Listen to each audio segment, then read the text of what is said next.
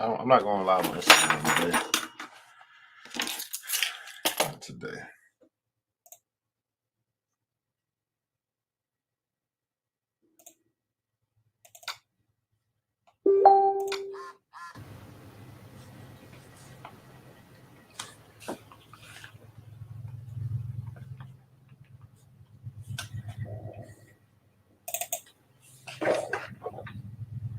The new Black Wall Street.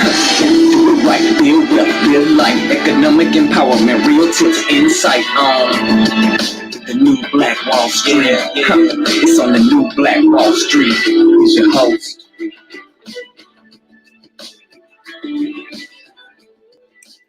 All right, my beautiful people, man. Thanks so much for joining us again here on the new Black Wall Street. Special presentation for you guys.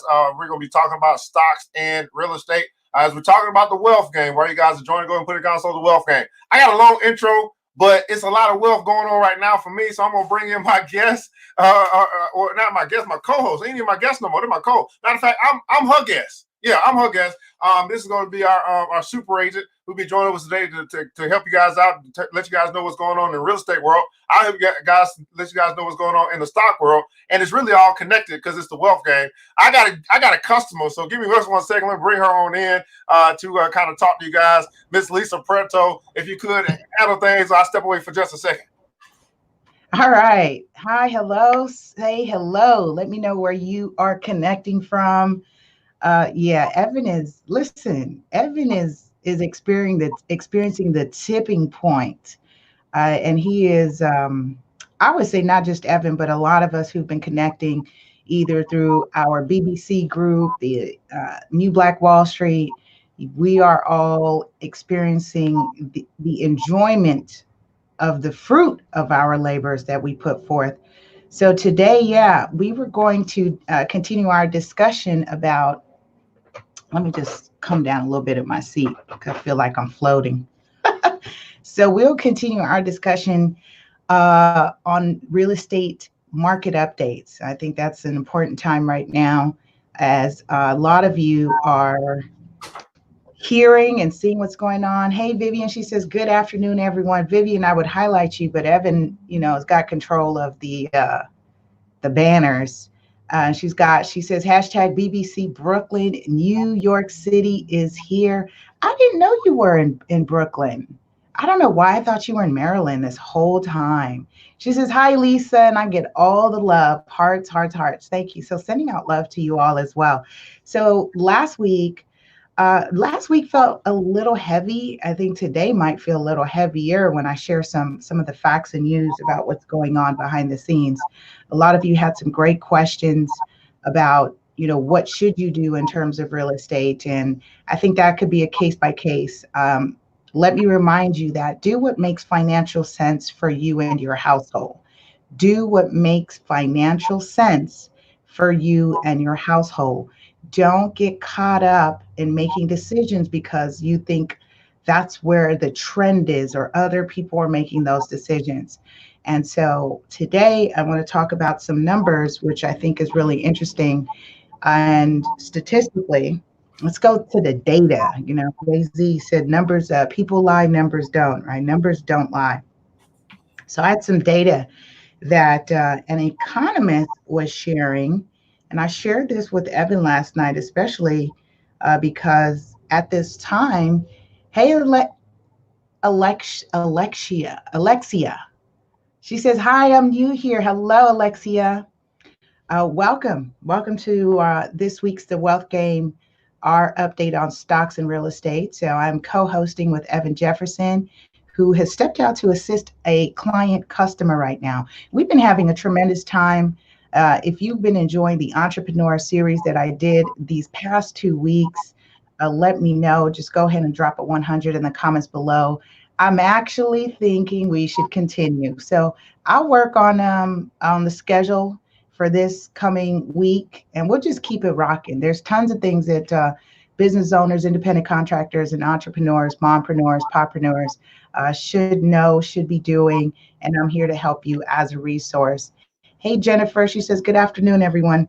So this information comes from Elliot Eisenberg, and he's also known as the bow tie economist. And I follow his blog and his news, and he is nationally recognized in terms of the data. You know, people lie, numbers don't lie, and so he's someone that I had an opportunity to connect with at a conference. I think was it earlier this year? It might have been earlier this year. I mean, just time has gone by so quickly. And so the data right now that I want to quote from him says that in the past week, right, the average losses, hold on. So he says from 1982. Hey, Latia, she says, peace and love, King ERGJ and Queen Real Estate Lisa. Peace and love. Thank you, Latia. Evans, Evan stepped out. So he's got me, but I know we'll catch up with the banners in the comments down below. So keep up with us. So let's look at the numbers in 1982, October 2nd, 1982, that job losses were at an all-time high of 695,000 during that week of October 2nd, 1982. That's really interesting when I look at that data and just that number, because October 2nd, that was when that's my oldest daughter's birthday. So it's interesting. So he says during the Great Recession, first time unemployment claims peaked at 665,000. He says during that week ending in March 28 of 2009. Vivian says, throw this phone against a wall. Why? What's going on? Are you having issues? Jennifer says 100. Yes. So you found value in our entrepreneur series. So a lot of people did, and we'll continue. I think we've been having a lot of fun with that. And then let's get to what's happening here. The week ending March 20th, 2020, 3/20/2020, guess what? Job losses reached 3,283,000. Hello, job losses, 3,283,000. And so let's begin there. Let's begin there, because all this is connected as we talk about wealth, stocks, essential workers, not essential workers and non-essential workers, which if you are on the entrepreneur series, you are all needed. You are all essential, regardless of what is happening. Welcome back, Evan. So Evan, I will be sharing some data so we can really put this conversation into context as we talk about wealth. So as of March 20th, 2020, the job losses are at a historic time of 3.2 million. Yeah, and then what is that? But see, so yeah, so what does that tell us though, right? When we start looking at stats, what I tell people all the time is like, just don't take a stat without actually analyzing what that means for you. So, and you was talking yesterday or throughout the week, you've been talking about glass half empty or glass full. To me, that says there's a whole bunch of opportunity, right? To me, that's what it says to me. So for example, I had a lady today, she's cooking and she just did a meal prep and I just bought something from her. Like that has nothing to do with the job market. You know what I'm saying? That's somebody saying I can cook and y'all want something to eat and I'll deliver it. Right. So she's just creating her own wave within the economy. Right.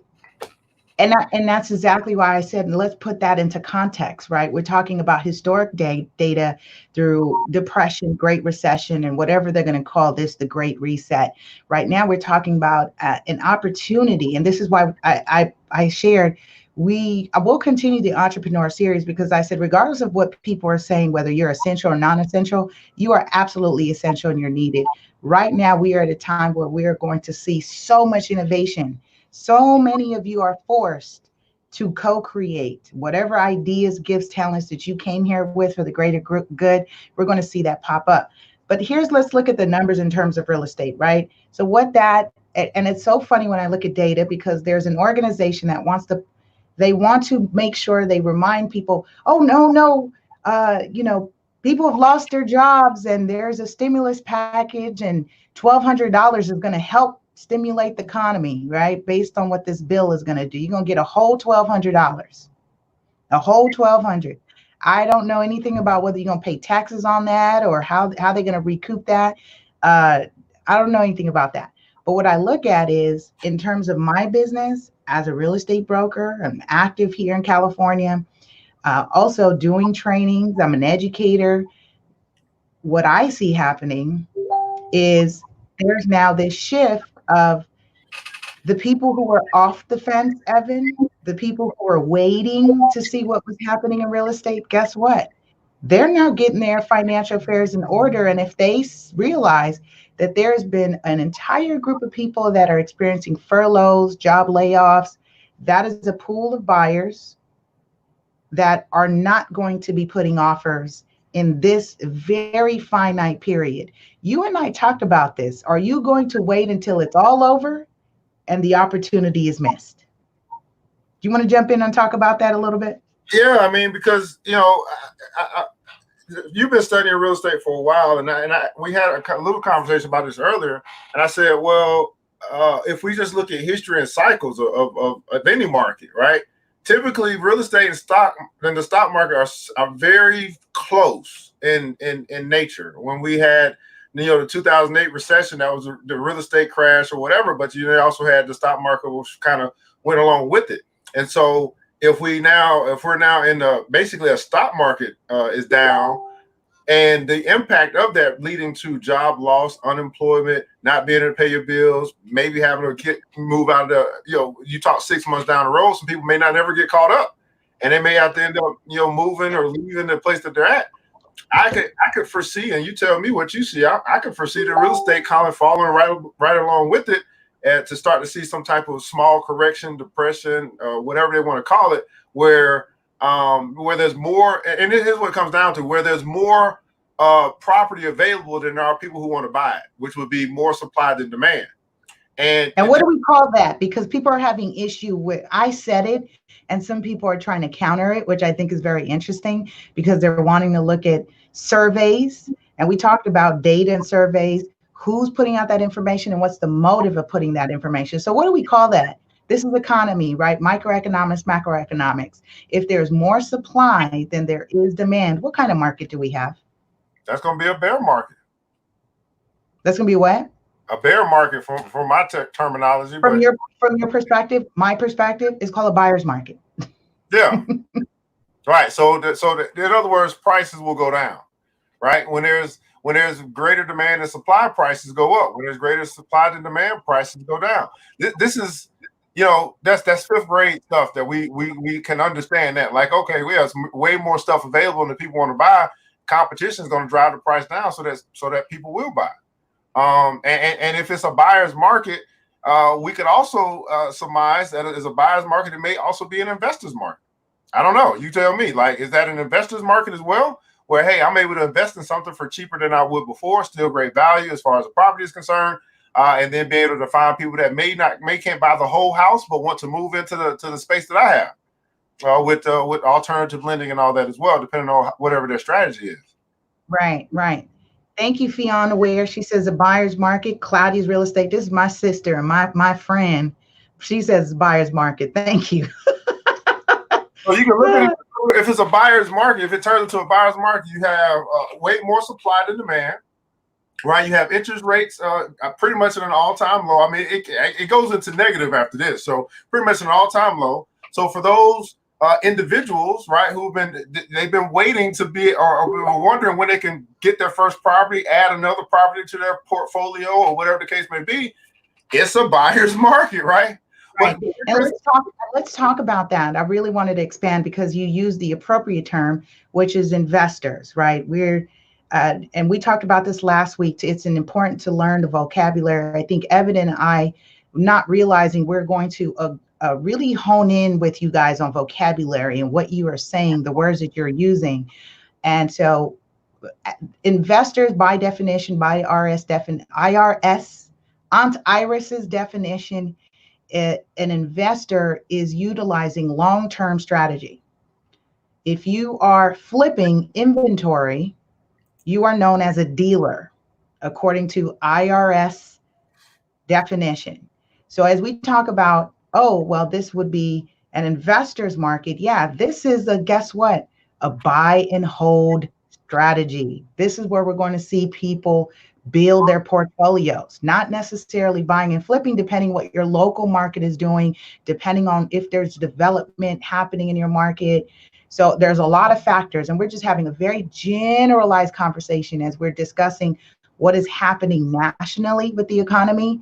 And let's explore the relationship of pricing and interest rates. Right now, what I see, buyers have an optimum opportunity as we see prices slipping, because even right now, as I'm negotiating transactions actively today, yesterday, the day before, this entire week when this thing happened, I picked up more buyer clients. I now, as we are negotiating with sellers, guess what? They're more open to the terms and the price. As a matter of fact, I saw an income property, multifamily, drop their price 80,000, just like that. Guess what? You mean to tell me this whole time we could have we could have came in at 80,000 less? Isn't that interesting? I think when somebody drops the price, you mean to tell me you actually realize you didn't need $80,000 more for the property? Well, now I don't know about that. I mean, when this is all fear, right? Everybody thinks also fear. It's all fear. So if you had your price at a certain place and you were like, oh, I got time to, whatever, I got time for someone to find my property and buy it, and then something like this happens, something might come upon you to be like, oh, okay, now there's even greater competition because this is a buyer's market. And that means that the buyer is actually in control as far as negotiation is concerned, not the seller. Let me say that again for the people in the back, because this is all negotiation. Right. The buyer's in control of the negotiation. Like, okay, well, you're not gonna take this offer. I'll just take it down the road and now find somebody that actually wants to take this offer. So when if you're driven by fear or you're reacting to a market, then you might say, okay, well, I just looked at the valuations of the houses in this community, and all of a sudden they dropped 50,000, and next door neighbors selling their house for 60,000 less than my offer, pretty much the same house. So in order for me to sell mine faster, that's where the competition comes in, right? Right, and their offer 80,000 less is only going to be good for a week because somebody going to come in up under them too. Right. So it's yeah, so the buyer is actually winning right now. The buyer is actually winning right now, especially for those buyers who need closing costs, who you need assistance to close your transaction, which is anywhere from 2 to 3% of the purchase price. Not talking about your down payment, that's your skin in the game. And if you're utilizing something like a down payment assistance program, let me say this right now, that there are some lenders that are no longer financing certain types of loans, and these are the types of loans. And this mainly impacts business owners. So you independents, you gig workers, the gig economy. So there are lenders that are not financing what we call the non-qualifying mortgages, which are stated loans. Bank statements, meaning if we were just using your bank statements as proof of income and we were not asking for tax returns. Some lenders are no longer financing those down payment assistance programs. So there's some that are and some that aren't. So if you were in that pool, or if you're thinking about purchasing, there are still some lenders that are still financing those products. Just get with the appropriate team, ask the right questions, and say, are you working with lenders? Are you working with a lender, or are you a lender that are still financing or funding these types of loans? And I think funding is a very important part. My relationships are still with direct lenders and partners that are still funding loans. Okay, when you start to see big banks stop funding, and which happened unbeknownst to the general population, one of the big banks stopped 2 weeks ago, and that's why you saw an emergency federal rate cut that Sunday.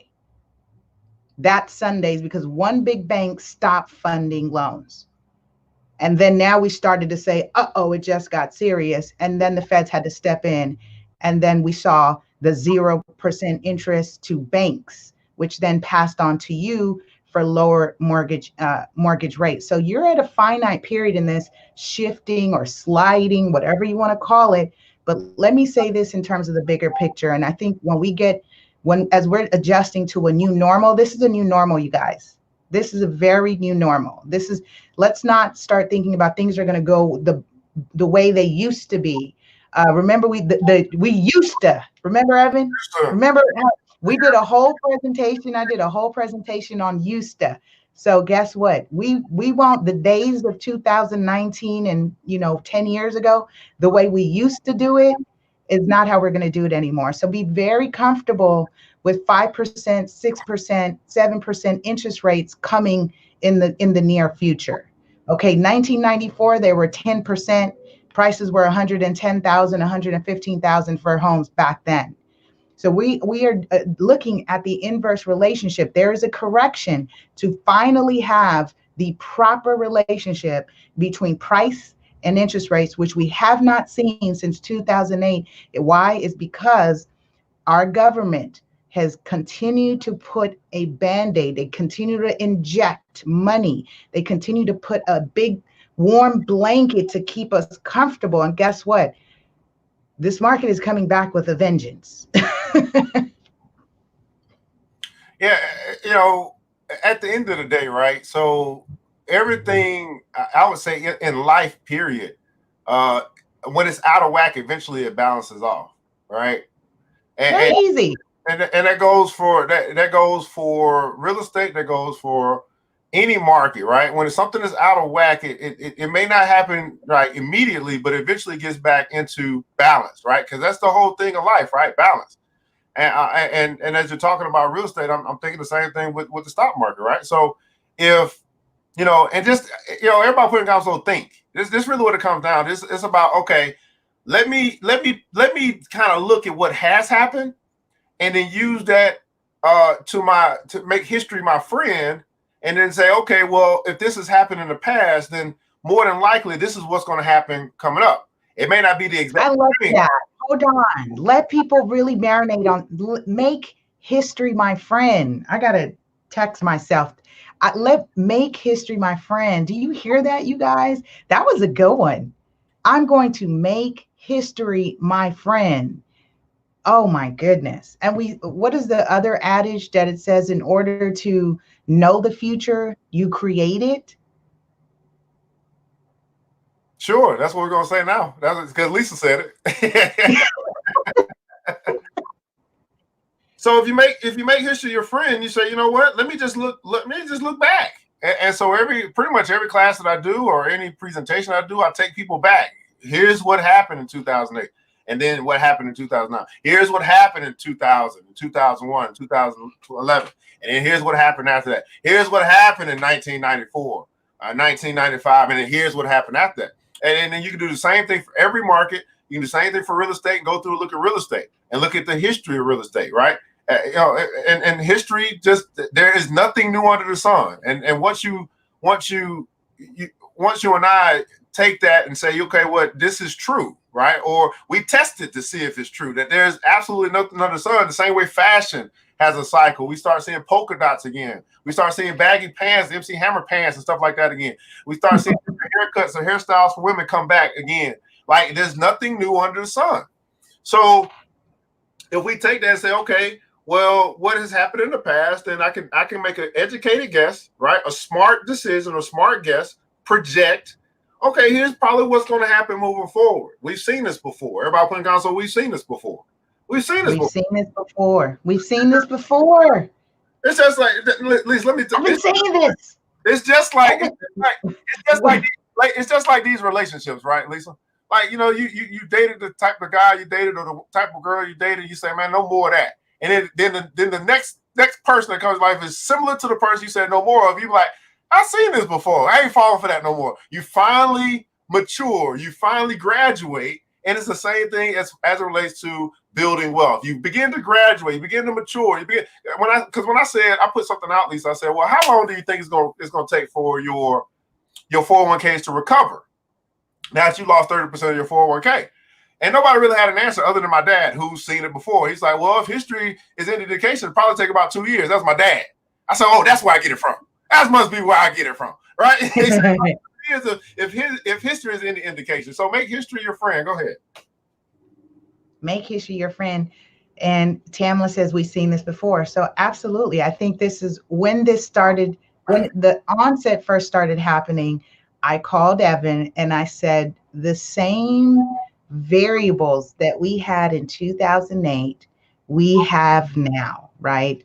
And that's what we're seeing. The people that experienced 2008, because here's the thing about human behavior, we also have short-term memory. Very bad short-term memory. Go ahead. We have short-term memory as for those of us who experience a couple of these booms and busts. But here's the reality of it is if you've seen it before, then did you change your behavior? Were you disciplined enough to start to learn, start to save, start to live that simple life? Or were you over leveraging? Were you borrowing too much?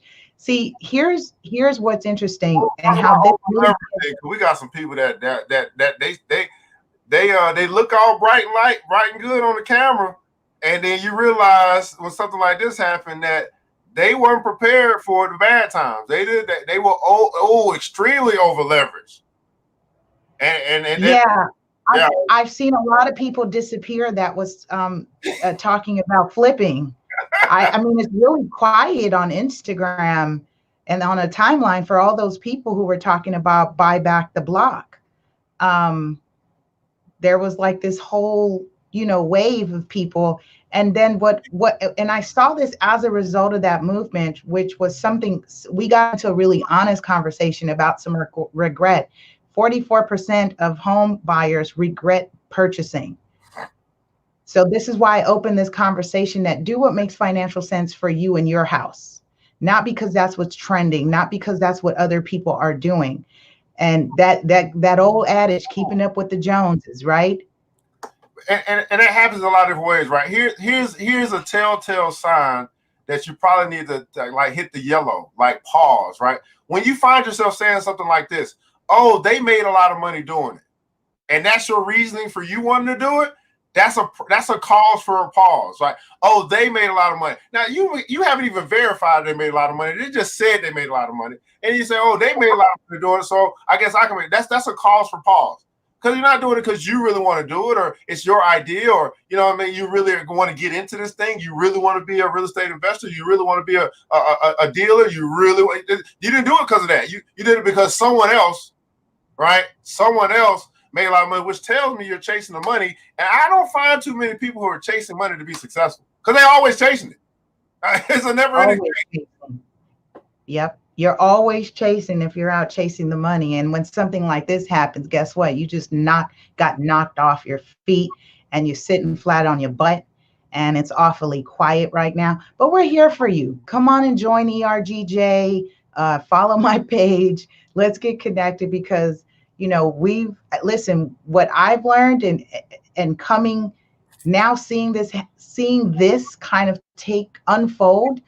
What am I saying to myself? History's my friend. I said, this looks very familiar. This looks very familiar. And now what? I didn't go into panic. Instead of, I amped up some trainings. I amped up the education. I amped up to be the leadership, the voice, and continue to not only do what I was doing, but also share with people that, hey, listen, this is cyclical. When you understand stocks and real estate and wealth, it's cyclical. These markets are cyclical.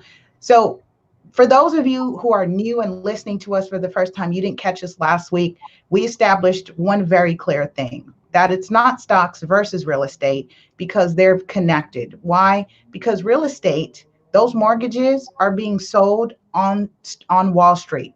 Those are being packaged as mortgage-backed securities and they're being sold on Wall Street. So that's why we see that very close relationship with stocks and real estate. In order to keep the economy going, we need new money such as loans and credit. You know what happened, and this is an observation of mine, and I'm going to share it with you. Take it however you want it. But what I was observing, there was now a group of people. Let's first establish that new loans, creates new money in the economy, right? And we talked about this, about the lender and the borrower, and you all know how it is expressed in biblical terms, right? Evan says it all the time. What do you say, Evan? How do you say it? Oh, the borrower is servant to the lender. Slave. Slave. Borrower is servant to the lender, the slave, right? And we noticed this, Evan. Didn't we have a trend of people waking up and saying, I don't want to be the new slave. I don't want to be the 21st century slave. So guess what? There were a lot of people utilizing cash. And so what did one of three of the credit bureau agencies do? Equifax, Experian, and TransUnion started to change how they measured credit, to the point that it was, I want to say it was Equifax that created a new FICO score. I think they called it I did a show on it, the Super FICO. I forget what they called it, the Super FICO. Evan, do you remember that? I don't know if you remember that. I do not. Okay, so someone on here may familiar, some of you, especially who are in real estate, if you're connecting, please type it down. What was it called that was recently released? And so what they did was they were now allowing you to attach your bank account to your credit profile. So if you had a positive history of deposits, obviously they said, don't attach your bank account if you are overdrafting your accounts. But as a way to boost your FICO, we are going to create this new super FICO score using your bank accounts or any accounts that had a positive history. Now, here's why they were doing that. Because they needed to boost your credit score so that they can give you credit, so that you can borrow money. Because there was, as people remembered history, right? 2008, 2009, 2010, 2011. Oh, I don't want to go there again. Oh, it was difficult. It was hard times. So they were creating new ways to increase your credit scores so that you can get the new credit card, so you can get the new personal loan, so you can get the new mortgage. But that was not happening fast enough to keep up with the economy, the shift in the economy. So this, like I said, this is a different form of with coming back with vengeance, because we kept putting a Band-Aid over this impending correction. And once again, because we're so used to 3.2, 3.5, 3.7, we get nervous when we hear interest rates are at 4.25. We go, oh, it's like, cut it out.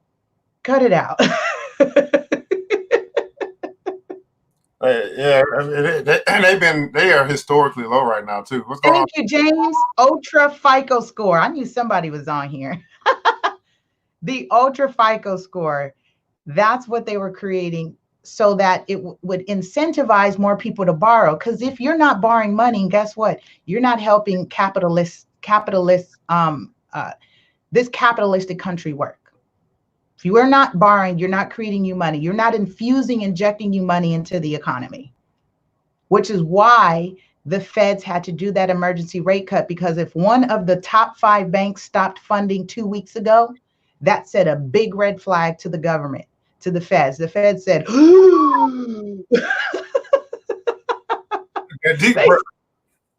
they took a heck of a deep breath and they said 0 interest rates to the banks.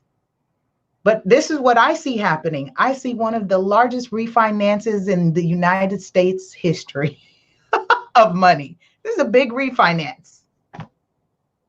Which will cause other refinances to happen for people that say, they're already talking about, okay, well, maybe it's time for me to refinance my house and all this stuff, man. I'll be like, I don't think y'all really get it. Like, I don't think y'all really get it. Like, and I'll tell this to people.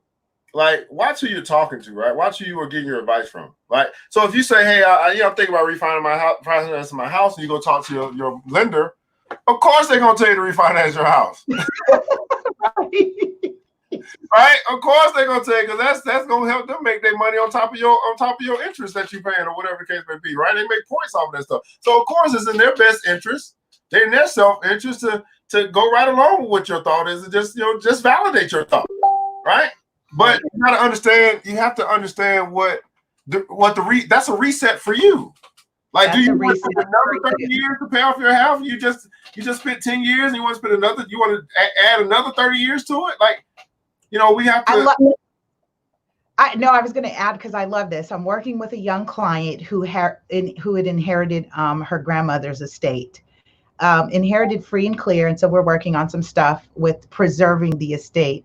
And so as we are working on preserving the estate and refinancing and pulling out some equity of the property so that we can do what we need to do, she was like, Evan, this was classic. As I was explaining the loan to her, she was like, I'm going to wait a minute.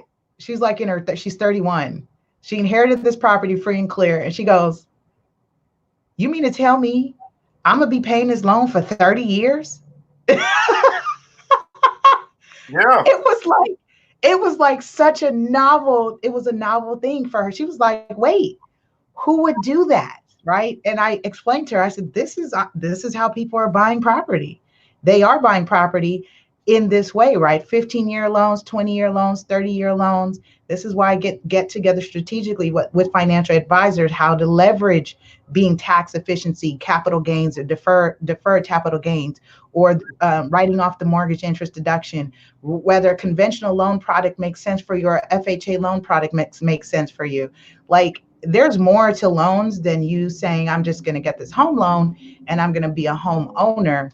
And I think when someone falls into the regret part of that is because they weren't quite clear on how money works, how interest works, how all the other things that are made up in the PITI, right? Type that down if this is new for you. PITI, principal, interest, taxes, and insurance. You may not be clear how all those components to mortgages work. So right now, the PITI has been put on hold. The county assessor's offices have been ordered not to collect the property taxes. Principal interest, mortgage companies, Fannie and Freddie, they are creating a deferment program for 12 months. And overall, they now want the mortgage servicers. Those are the companies that are the in between you and the investor. Your mortgage servicer may be the person that also owns your loan, but I think it's close to 90% they don't own your loan. So mortgage servicers. Now let me just give you some advice, because this is what happened. History's my friend, Evan. This is what happened in 2008. Pay attention right now.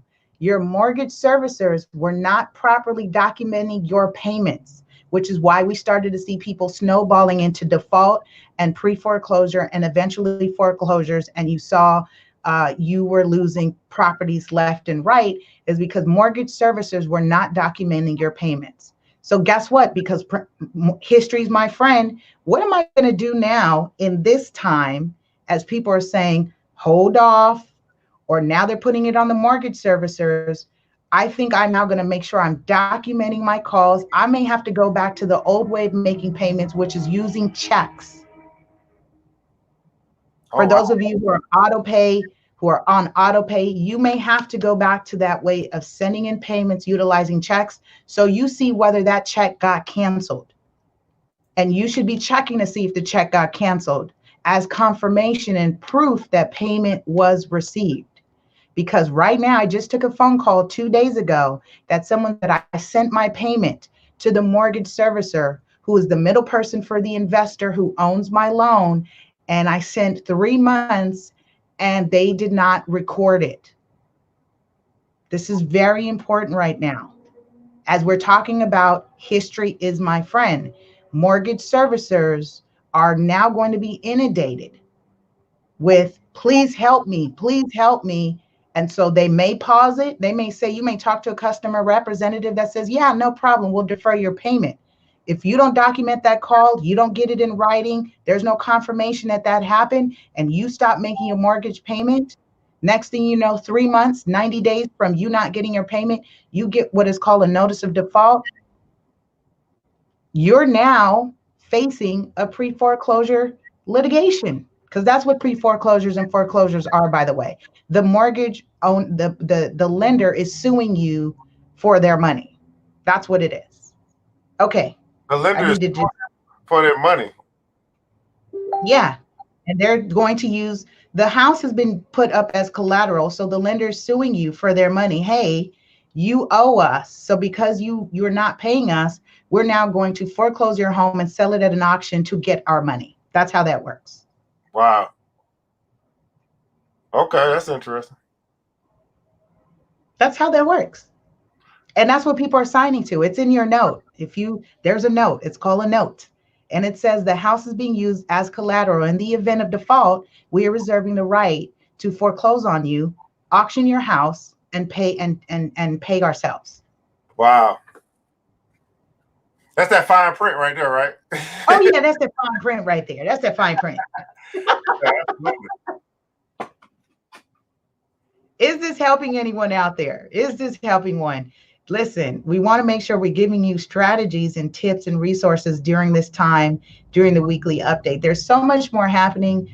I want to be mindful to not overwhelm you. If you are someone that's directly connected with me, I can definitely help you. That is something I offer through our Property Owners EDU program. Okay, our Property Owners EDU program is what we do. And we help preserve your estate. We help refer you to the resources, those attorneys, those for any legal matters. We help you stay connected. And I think now more than ever is an important time to have Property Owners EDU. Yeah, man. And so here's the deal, guys. We want to kind of take any questions that you guys got. As I said, Lisa's, she's been in that field doing her thing in real estate for quite a while. And when I thought about, the addition of what I needed from the stock side, I said, man, it's got to be somebody that's educated and that studies and that pays attention to what's going on in that field. And I came across Superagent, who's giving you guys some great information. But if you got any questions as it relates to what's going on in the stock market or real estate, feel free. I'm more than happy to try to take as many questions as we can. I will tell you that as it relates to the stock market, similar to what Lisa said, it seems like all of the short-term traders kind of got quiet all of a sudden. They were going ham for about 3 days. They were going ham. I said, well, while people are selling it, there got to be somebody buying. I'm one of them. Oh no, the market's going to crash. You can't see it. Why would I want to make money on the way? Why would I want to lose money on the way down? I said, okay. And then next thing you know, it was like 3 days of like 25% increase. And they disappeared. You couldn't find them. I put an APB out for all these short-term traders who kept shorting the market when we just found out about $1 trillion they put into the market. But hey, what do I know? I'm just a young buck from Decatur, Georgia. What do you know? I've been studying the markets for 10 years, but hey, go right ahead, do what you do, right? So now you find yourself in a position where what I tell people is that if you've been looking at, let's just say, a house, and we're going to exchange that house for a company, right? Because they're both assets. Everybody putting accounts on assets. And you found that asset to be very valuable. It did something for you. It produced something, brought value to the marketplace, or it satisfied someone's feeling as it relates to the area in which it was in. It's a great home in a great area, got a great school system and all that stuff. And all of a sudden, something happened in the market that caused the price of that asset to go down. Let's just say we'll use the number 30%. Just went down 30%, right? The question I try to get people to think about is, okay, well, did the value of that asset change? Is that asset, in the terms of a company, is it still providing quality service and products that are valuable to the community? Is it still is that asset as it relates to real estate? Is it still in a good neighborhood? It's still got good schools, although schools might be closed right now. So if the values remain the same, but the prices went down, to me, that's a 30% sale. That's how it must be a 30% sale, because nothing changed with the business. Nothing changed with the business. The only thing that changed was the economy. Nothing changed with the house, other than or the location, other than the economy. So it tells me that it's on sale, and when things are on sale, that's when buyers, right, really take control of the market. And they may call it a bear market, right? They may call it something like that as far as stock is concerned. That just means that the sellers are pressing the valuations or the prices of things down. But the reality is the buyers are actually winning. And this is why over time we see over and over again every recession that there's more millionaires made in a recession than there are any time else. And here's the reason why. Because before they were millionaires, they had money saved up. They had capital, they had access to capital. If it wasn't theirs, it's somebody else's. And they were waiting for such a time as this. Everybody put in console for such a time as this. They were waiting for such a time as this to access or use that capital to then go buy up all the wealth in the land. That would be your stocks. That would be your real estate. While the majority of people never save, right? Never look for opportunity. And so even when opportunity is in front of them, they're looking at their bank account like I done bought so many coffees every morning, and I don't realize that $7 times 365 times 10 years is a whole bunch of money that could have been growing had I saved some of that money for such a time as this. And so when you start talking about history, like, man, it happened in 2008. And we went through the same thing, unemployment, foreclosures, woe is me. And then the economy start coming up. You start getting your jobs back. You start going back to work. And you got happy. And then you forgot. Oh, man, I might need to change something. I might need to change. What are we talking about changing? What we're talking about changing are habits. What does it take for you to change a habit? They say people change for one or two reasons: inspiration or desperation. You got desperate in 2008. You change for a short time, but then you revert back to how you've always been, whatever the case may be. Hopefully, hopefully we will learn from this, which is present, which will then be past or history. We'll say, I learned something in 2012, and I made a decision and a commitment to never be in this position again. And those people make that commitment in 2008, they find themselves thriving right now. Yeah. You know what I'm saying? Those who made that decision in 2008 said, this ain't going to happen again to me. It ain't going to happen to my business again. It's not going to happen to my family again. We're not going to find ourselves so dependent on other people that we can't take care of ourselves. We're not going to let that happen again. And now they find themselves in a position where they're thriving, where other people are scrambling, other people are scared, other people are just trying to survive. And that's the difference in the wealth game. Preparing for opportunity versus being slapped upside the head by it. Right. It's a good point. I've got a 1:00 conference call, so at least 1:00 my time that I got to prepare for. So as you talk about decision making and striving and thriving, positioning is key. Listen, you have an opportune time right now to really change the trajectory of yourself, your family, and your legacy. For those of you saying, "Oh man, I miss the .com era. I missed the last real estate. Oh man, when prices were," listen, get with the team. You should know your top 5. And I talk about your top 5. Your top 5 that comprises of your mind, body, spirit team is your PCP or holistic doctor, your financial advisor, your legal advisor, your insurance advisor, and your real estate advisor. That's your mind, body, spirit. You should know these people at speed dial. These people should be on your team. You should be hearing from them. And I'd be curious to know, are you hearing from them at a time like this? Are you connected with them? Are they putting out content? What is their newsletter saying? What are their emails saying? Are they doing text message information? Or have they gotten really quiet right now? I think that's revealing. That is revealing. That is such a great point. If you just think about it again, guys, who's gotten loud and who's gotten quiet, and who's remained the same? Who's gotten loud, who's gotten quiet, and who's just really much remained the same? That's a telltale sign, because it's human behavior. It's the emotions of people that when you're not doing well, you kind of shrink. When things ain't going so well, you kind of shrink. Right? When things are going great, you're loud as all get out. And when you've been through enough storms and enough valleys and enough hills and enough mountains, you kind of just keep on going as you've been going. Who's gotten loud, who's gotten quiet, and who's remained the same? Great. Got it. Well, Lisa, I know that you got some things to do. Hey, we do have Lindsay say, hey, I'm here to get some tips, best practice, and all that stuff. I'm novice at investing. You have money to invest. Okay, fantastic. So here's my question to you, Lindsay. When you join the Black Billionaires Club? Because this is not going to be enough, right? If you're a novice, then that says that, hey, you need a teacher. Everybody putting down, so I need a teacher. And if you need a teacher, then your teacher typically holds classes on a consistent basis. And so that means you have to, you want to enroll into class. You got to enroll in class, right? You need a teacher. right? Just showing up every now and then, I guess they get you something, get your mind kind of going in the right direction, but you need a teacher. So make sure you get you a teacher, right? And you know, you got one right here, by the way. I've been teaching this stuff for 10 years, right?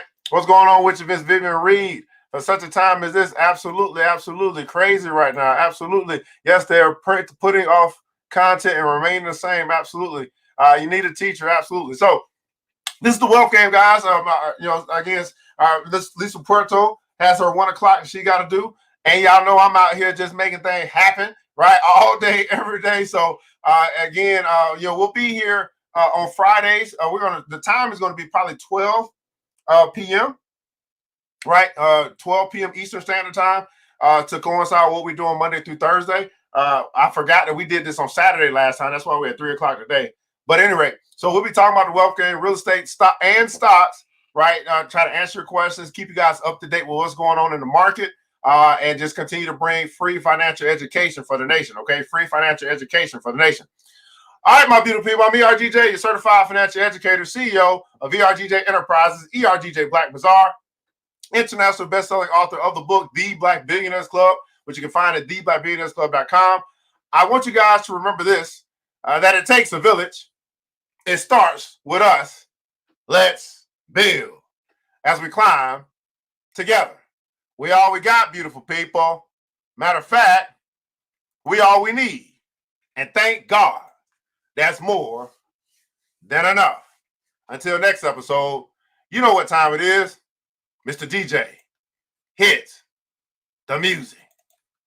The new Black Wall Street. Thanks you for joining the show. We gave a lot of great tips, but it's time to go. Take the knowledge we shared, hope you use it and grow. We'll see you all there at the next episode. Wow. The new Black Wall Street. The new Black Wall Street.